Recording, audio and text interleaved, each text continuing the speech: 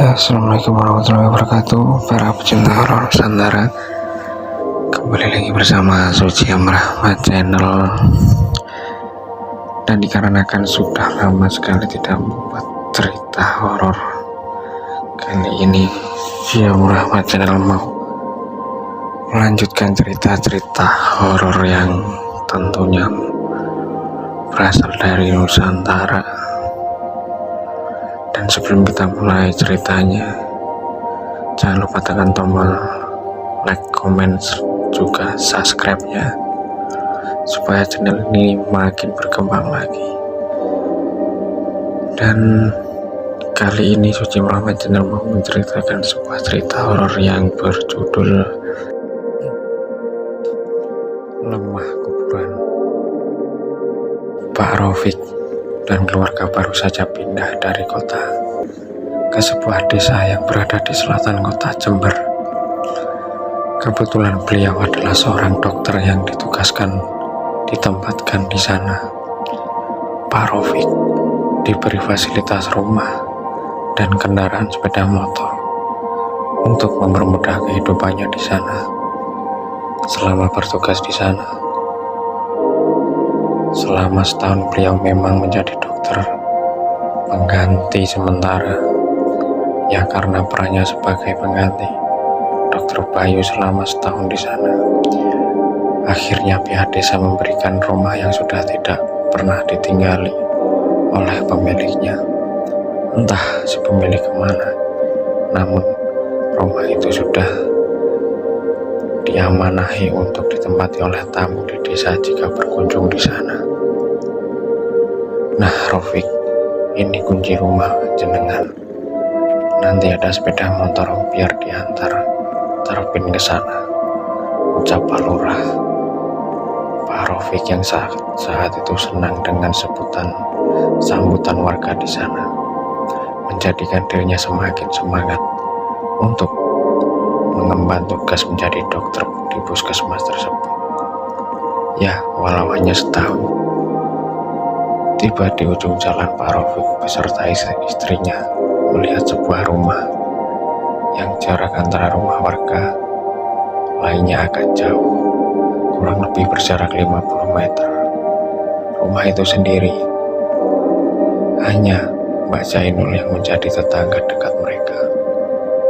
Saat memasuki pagar rumah, hawa aneh terasa. Ya, kok perasaanku gak enak ya? Rumah sih bagus, tapi saat aku buka pagar, kayak gimana gitu, ucap Fitri, istri Pak Rafiq. Pak Rafiq saat itu hanya tersenyum melihat istrinya dan berkata, "Itu cuma perasaanmu saja. Ayo masuk," ucapnya. Tak terasa,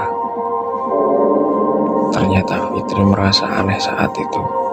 Dia seperti merasakan ada orang yang sedang memperhatikannya saat itu. Dia pandangi sekeliling tempat itu. Benar, di balik pohon ada seseorang yang sedang mengintip. Tak lain adalah Mbak Zainul. "Ya, itu siapa?" ujar Fitri. Pak Rafiq yang saat itu spontan mencari, kemudian mengarahkan wajahnya ke arah yang ditunjuk Fitri. Kemudian Pak Rafiq tersenyum. "Oh, itu tetangga kita, namanya Mbah Zainul. Udah jangan khawatir, orangnya baik kok. Sebelumnya aku sudah pernah bertemu." Fitri yang saat itu sudah merasakan hal yang aneh dan sedikit cemas, hanya mengikuti perkataan suaminya. Fitri merasakan ketika melihat rumah itu seperti melihat pendusung, salah satu tempat untuk menaruh keranda mayat di kuburan. Rumah itu seperti angker saja baginya. "Besok kita mulai menata ruangan dan membersihkan rumah ini ya, karena kemarin kamar di atas sudah aku rapikan dan dibersihkan. Kita bisa tidur di sana," kata Pak Rafiq. Fitri saat itu hanya mengikuti arahan suaminya dan sedikit sekali mengeluarkan kata-kata. Keesokan harinya, Pak Rafiq berangkat ke puskesmas. Hanya Fitri sendiri di sana. Dia memulai aktivitas untuk membersihkan ruang bawah tanah dan halaman. Namun ketika dia membersihkan halaman, tiba-tiba Mbah Jainul menghampirinya. "Duk, sedang bersih-bersih ya? Mampir ke rumah. Kebetulan saya tinggal dengan cucuku. Dia sudah mau lulus SMK. Sebentar lagi," ucap Mbah Jainul. Fitri yang saat itu ragu-ragu akhirnya memberanikan diri untuk menghampirinya. "Nggih, Mbah. Kenalkan, saya Fitri, istri Pak Rafiq," ucapnya dengan tersenyum. Fitri memang bukan orang yang gampang dekat dengan orang. Sifatnya yang pendiam dan susah ditebak, menjadikan dirinya agak dijauhi oleh orang-orang yang mengenalnya. Usai perbincangan itu, Fitri mendengar suara benda terjatuh di dapurnya. Mbah Jainul yang saat itu terkejut hanya terdiam dan memperhatikan lurus ke arah jendela dapur. Fitri yang saat itu mendengar langsung berlari dan melihat apa yang terjadi. Dia melihat peralatan dapurnya sudah bergeletakan di tanah dan ada juga yang pecah. Memang sedikit aneh. Apa yang disuguhlah di luar akal pikiran Fitri saat itu. Mbah Jainul mengikuti Fitri masuk ke dalam rumah dan mendapati dapur sudah porak-poranda. "Gusti adoh nomolok tekano selamat," ucap Mbah Jainul dengan meninggalkan Fitri sendiri yang bingung dengan apa yang terjadi. Waktu berlalu, Fitri melupakan apa yang terjadi saat itu. Ia memilih tidak menceritakan kepada Pak Rafiq, suaminya, karena melihat kondisi suami yang sangat letih dan tidak memungkinkan untuk menceritakan kejadian di luar logika. Pak Rafiq bukanlah tipe orang yang percaya hal-hal gaib. Namun, setelah kejadian itu, hal serupa juga sering terjadi. Ketika waktu akan memasuki pada maghrib dan hampir subuh, preng, suara benda jatuh dari dapur. Fitri yang saat itu terkejut langsung bangun dari tempat tidurnya. Pak Rafiq yang saat itu tidur pulas ia tinggalkan. Fitri dengan pelan-pelan turun ke bawah. Dia perhatikan tiap sudut rumah itu. Aneh, mengapa seperti bukan rumahnya saat itu, seperti asing baginya. Saat turun ke bawah, dia mencoba menghidupkan lampu. Namun, lampu dengan sendirinya tidak ada satupun yang menyala. Untung saja ada senter, memang digantung pada tembok tangga, ya untuk jaga-jaga saat mati lampu atau kondisi darurat. Ia ambil senter itu dan mulai menyorot setiap sudut ruangan. Saat dia menginjak lantai ruang bawah, dia merasa aneh karena kakinya sedikit basah. Dia tetap menyoroti sudut ruangan dan bergegas ke arah dapur. Ia khawatir rumahnya dimasuki maling. Tiba-tiba di dapur dia mencoba menyalakan lampu lagi, tapi tetap saja tidak menyala. Lampu senter tiba-tiba konslet. Tak disadari Fitri, sesuatu yang berdiri di belakangnya. Akhirnya senter menyala, namun ada sesuatu yang membuat mata Fitri terbelakang. Ketika senter menyorot ke sudut kanan dapur, yang mana terlihat sosok pocongan hanya separuh badan, dan bagian badannya lagi tenggelam ke bawah. Dia melihatnya. Dapur saat itu berubah menjadi lemah atau tanah. Tangan Fitri sudah gemeteran dan keringat dingin keluar dari tubuhnya. Dia mencoba mengarahkan senter itu ke sudut itu, namun di sana tidak ada apa-apa. Kemudian terdengar suara dari belakangnya, "Pergi." Saat Fitri menoleh, pocongan dengan wajah hancur sedang tertawa kepadanya. Fitri langsung menjerit. Pak Rafiq yang pulas kemudian terbangun dan berlari ke bawah. Dia mendapati istri yang sudah menjadi ketakutan di bawah meja makan. Pak Rafiq segera melakukan istighfar. "Sayang, istighfar," ucap Pak Rafiq. Kejadian itu kemudian berlalu. Pak Rafiq masih gagah dengan pendiriannya. Istrinya hanya sedang banyak pikiran sehingga membuat dia halu. Fitri tetap dengan keyakinannya. bahwa rumah itu menyimpan sesuatu. Hingga suatu itu tepat 3 bulan mereka tinggal di sana, hal aneh terjadi lagi. Malam itu tepat hari Kamis malam Jumat Legi, Pak Rafiq, Fitri berpapasan dengan Mbah Jainul. Mbah Jainul yang melihat Fitri seketika berkata, "Nanti jangan turun ke bawah sampai pagi hari, hanya ngasih arahan agar bisa selamat," ucap Mbah Jainul. Malam tiba, Pak Rafiq merasa pundaknya sangat berat sekali. Hal itu dirasakan mungkin penyebabnya hanya pikiran batinnya. Memang selama ini ada sedikit masalah di puskesmas. Belum lagi di rumah yang hampir setiap hari dengan Fitri selalu berdebat karena hal sepele. "Sayang, buatin teh dong, tolong ya, jangan manis-manis," ucap Pak Rafiq. Fitri yang saat itu di kamar kemudian mengiyakan perintah suaminya. Dia pergi ke dapur dan membuatnya teh untuk suaminya. Sunyi sepi, itu yang ia rasakan saat itu. Dia melihat jendela yang mengarah keluar. Fitri terpaku dengan sesuatu yang memperhatikannya dari kejauhan. Dia tidak bisa melihatnya dengan pasti, karena memang saat itu kondisi luar gelap. Akhirnya dia mengambil senter, disorot senter itu keluar rumah.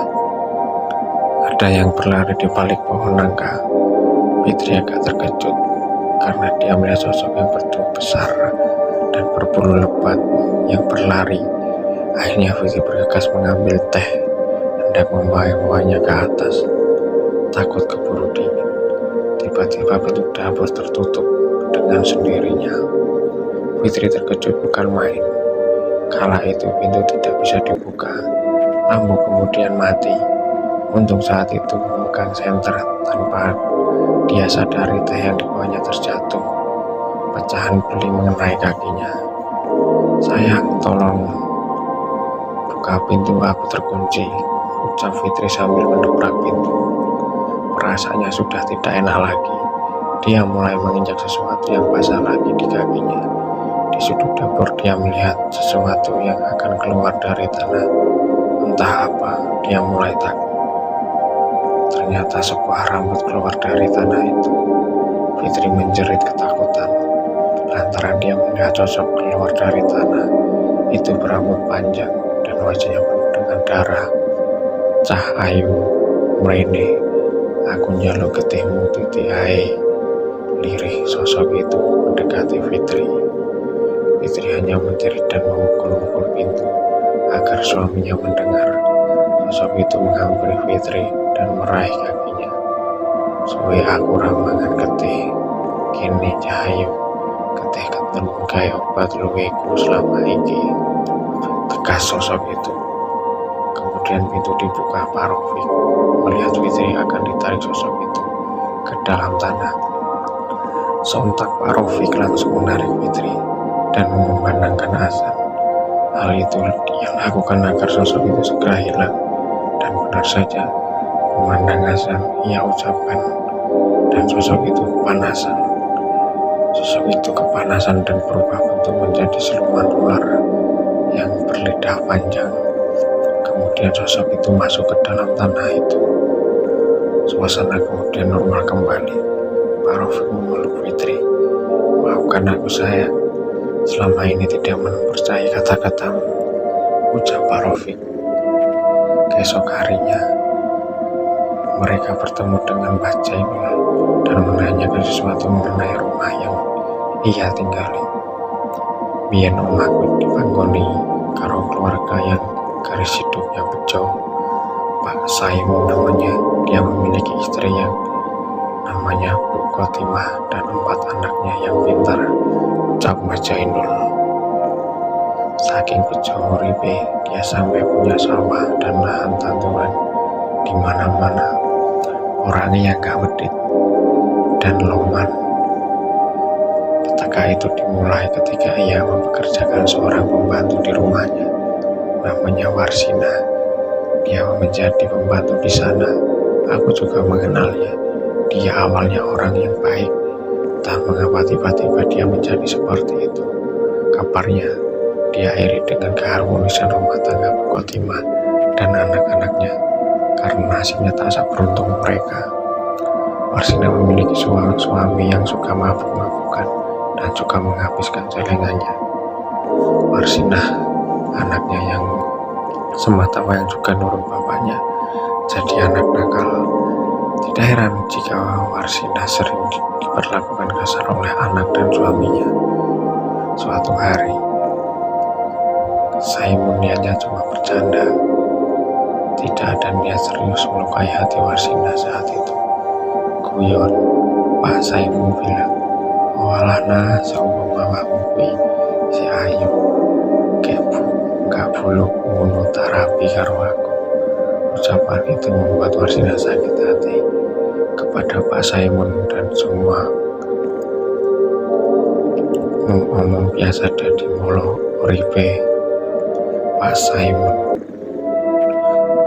Warsina datang ke dukun terkenal seberang desa. Dia meminta untuk membalaskan dendam kepada Pak Saimun dan keluarga. Akhirnya dia diberi sebuah buntelan yang isinya lemah kuburan. Jadi lemah itu dipendam di dapur sama Warsina tanpa sepengetahuan Pak Saimun dan keluarga. Lemah itu membawa sial untuk tempat tinggal Pak Saimun. Dulu Pak Saimun tiba-tiba usahanya bangkrut dan tanya di mana-mana dijual. Tak jarang juga aku mendengar beliau tukaran sama istrinya. Warsina setelah melakukan hal itu, kemudian dia berhenti dan memutuskan menjadi TKW. Pak Saimun dan keluarga akhirnya pindah ke kota, memulai bisnis di sana, dan alhamdulillah sekarang mereka bisa mengembalikan lagi apa yang mereka punya. Rumah itu dipasrahkan ke kelurahan sama Pak Saimun, dibuat singgah untuk tamu yang berkunjung ke sini. Tapi tak jarang mereka melihat hal-hal aneh di sana. Bahkan dulu juga ada yang sampai pergelangan tangannya mau putus, dan untungnya cepat ketahuan, langsung dibawa ke rumah sakit. Jadi seperti itu ceritanya.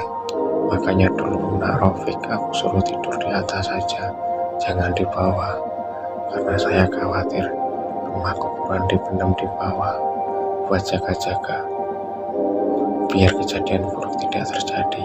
Sejak kejadian itu, Pak Rofik dan Fitri memutuskan pindah di dekat puskesmas. Mereka tidak bisa tinggal di rumah dinas karena rumah itu dijadikan unit tambahan untuk program pemerintah di desa selama setahun. Oke teman-teman, sampai di situ dulu ceritanya. Jangan lupa tekan tombol like, subscribe, dan juga share.